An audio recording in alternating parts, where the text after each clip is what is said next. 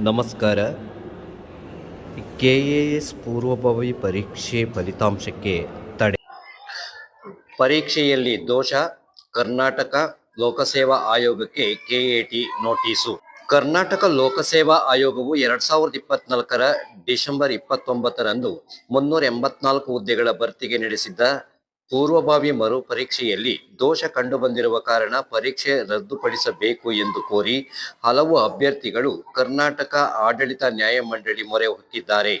ಈ ಸಂಬಂಧ ಕೃಷ್ಣ ಮತ್ತಿತರರು ಸಲ್ಲಿಸಿರುವ ಅರ್ಜಿಯನ್ನು KAT ನ್ಯಾಯಾಂಗ ಸದಸ್ಯ SY ವಟವಟಿ ಮತ್ತು ಆಡಳಿತ ಸದಸ್ಯೆ ಅಮಿತಾ ಪ್ರಸಾದ್ ಅವರಿದ್ದ ಪೀಠ ಮಂಗಳವಾರ ವಿಚಾರಣೆ ನಡೆಸಿತು.